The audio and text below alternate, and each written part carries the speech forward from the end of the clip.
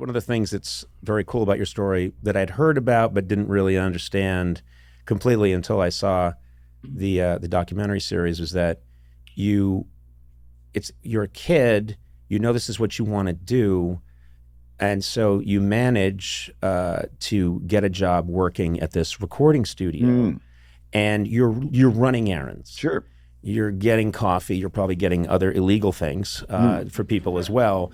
You're around it, and this is at that level. At that level, and I've always told young people are always saying to me if they're interested in comedy, they say, "Well, how did you get into this? Or what do you think I should do? What's your advice?" I say, go to where they're doing the thing that you love and be around it. Just get close to it. And if that means that you're getting paid next to nothing and you're getting coffee, do that. You pay them. You were around in this studio. Yeah. And famous studio. The power station. The power station. Mm-hmm. And so you're around and you're 18, 19. Mm-hmm. Exactly. And there's Aerosmith, there's Steven Tyler. Yeah. These huge stars are around. Yeah. And you're the kid. Yeah. And you're close to it, but I think but far enough away because they weren't inviting you in. Right. For 9 out of 10 times. I looked through the control room door window.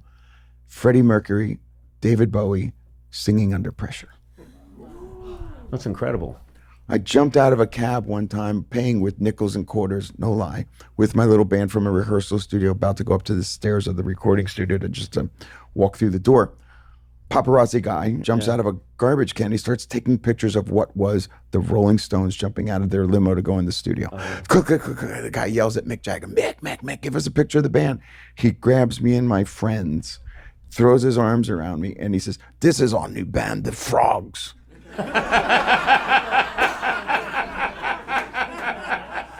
What I would give to find that picture 43 years later. It's out there somewhere. You got to figure. I thought it was the guy, Ron Galella. Remember that guy? Yeah. I thought it was him for the longest time. He says, no, it wasn't me.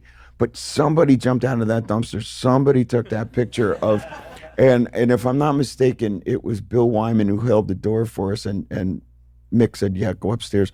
And there was Rolling Stones in the lobby of this studio. Now, granted, we didn't get to hang out, we didn't get to talk, but I was lucky enough in that period of time to be there. And having had several bands by that time, and when I'd gotten out of high school, that second cousin of mine is a guy that I didn't know before, came to see my band play at my father's behest, and he said, the band stink, the kids sort of got something, and stay in touch.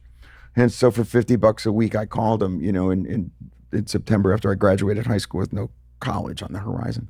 And he says, yeah, I'll give you $50 a week and come be a gopher. I was like, thank you, please. And I, took the bus to New York every day and did that. I remember the first Comic Relief. I think they still have them, but for the first Comic Relief to raise money for unhoused people, that they had got every famous comedian in the world. And I think at the time I was 21, complete unknown, just getting started in LA, but I volunteered and ended up getting coffee for people, but I just wanted to be around it. And I didn't ask anybody, I think it's key, I didn't ask anybody for a favor. I didn't say, hey, I think I'm pretty funny. You don't do that. No. You just be of service. You make yourself kind of indispensable to people, and then they start to say... They're a little nicer to you. They're a little nicer to you, and when you have that proximity to it, it probably made you think, this is achievable. This can be done. We believed that in Jersey at, 17, 18. I believed that the band weren't together yet. It made the impossible possible. For me, because 25 miles south was the Asbury Jukes and the E Street Band. Yeah. It wasn't Led Zeppelin. That was just beyond the reach, that was too big. But those guys, and they were right down the street. And remember now, there was 10 Asbury Jukes and 7 East Street Band members. There was always going to be one of them bumming a beer from somebody somewhere. Right. So you couldn't help but run into them, even though, I was obviously the next generation.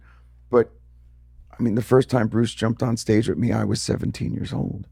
It's amazing. They actually have... There's photos, yeah. There's photos of that. Yeah. You were singing, you're in a cover band, you're singing a Springsteen tune in New Jersey when this guy jumps on stage to grab the mic and sing with you, and it turns out to be Bruce Springsteen. And it's him. Just like pretty pretty unbelievable. It doesn't happen a lot, I wouldn't think. Oh no! Well, then again, Bruce plays with a lot of people. They've actually asked him to leave a couple of weddings. What do you mean I have to go? Yeah, just get out of here. Just one more. Come on. I have my horn section at Late Night for all those years. La Bamba, the guy who for years sang in the year 2000, he were the Jukes. He was an original. They were the Asbury Jukes Juke. Horn section. You bet they were. And Southside's still doing it, and he's doing it great. And he's in great spirits, and he's working and doing and being. And of course, the E Street Band are still doing their thing. So they're still doing it. It's great. And it's funny because at that time, Asbury Jukes come along, Springsteen comes along. People they didn't proudly say we're from New Jersey. No. It wasn't something. It wasn't sexy. No, it's the punchline. You guys. No, Bruce did. Bruce did, but I'm saying as a group, all of you sort of made Jersey this magical place. Well, he did. And so for the next generation, which is us, we're the next generation. Not even a year or 2 or 5 or 10. Right. The next generation. Give all respect where it belongs. It's the E Street Band was everything.